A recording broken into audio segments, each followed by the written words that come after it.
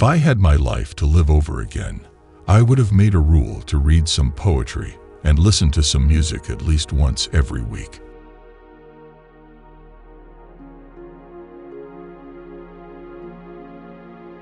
A man who dares to waste 1 hour of time has not discovered the value of life.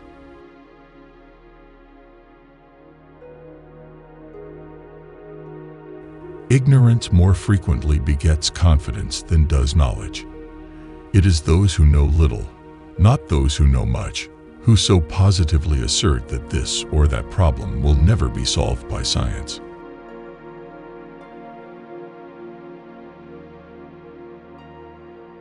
If the misery of the poor be caused not by the laws of nature, but by our institutions, great is our sin.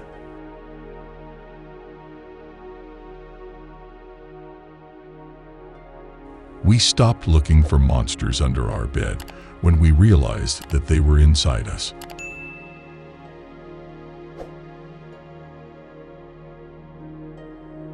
The love for all living creatures is the most noble attribute of man.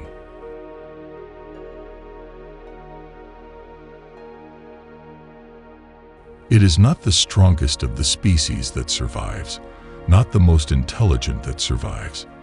It is the one that is the most adaptable to change.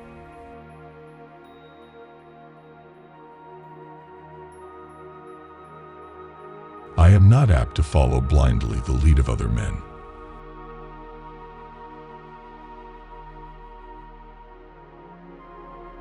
The mystery of the beginning of all things is insoluble by us, and I for one must be content to remain an agnostic.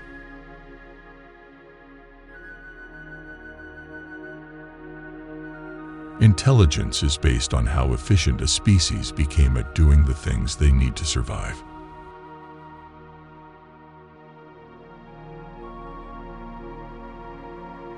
An American monkey, after getting drunk on brandy, would never touch it again, and thus is much wiser than most men.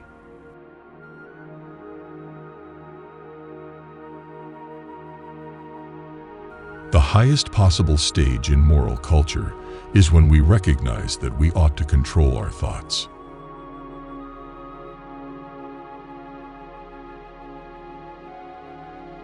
Blushing is the most peculiar and most human of all expressions.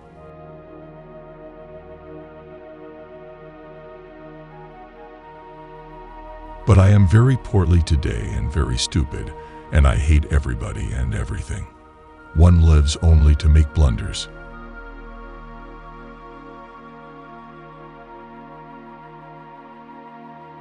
One general law leading to the advancement of all organic beings, namely, multiply, vary, let the strongest live and the weakest die.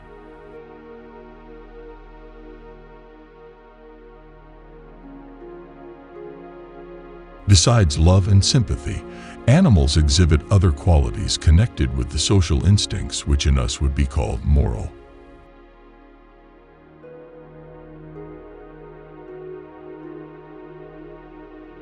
We must, however, acknowledge, as it seems to me, that man with all his noble qualities still bears in his bodily frame the indelible stamp of his lowly origin.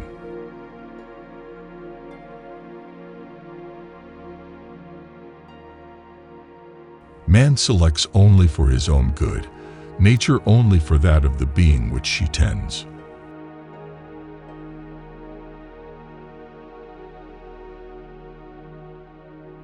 We can allow satellites, planets, suns, universe, nay whole systems of universe to be governed by laws, but the smallest insect we wish to be created at once by special act.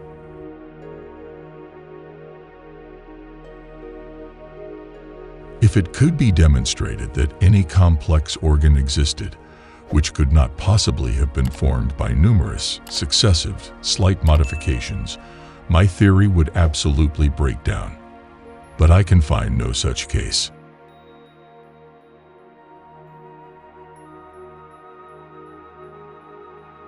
Nothing is easier than to admit in words the truth of the universal struggle for life, or more difficult. At least I have found it so, then constantly to bear this conclusion in mind.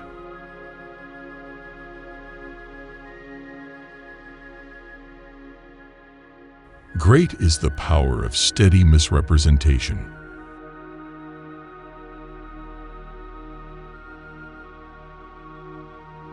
I see no good reasons why the views given in this volume should shock the religious views of anyone.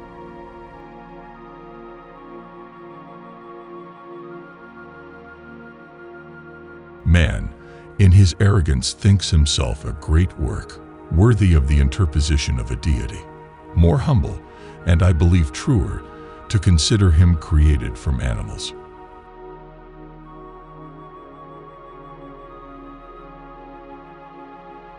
There is no fundamental difference between man and animals in their ability to feel pleasure and pain, happiness and misery.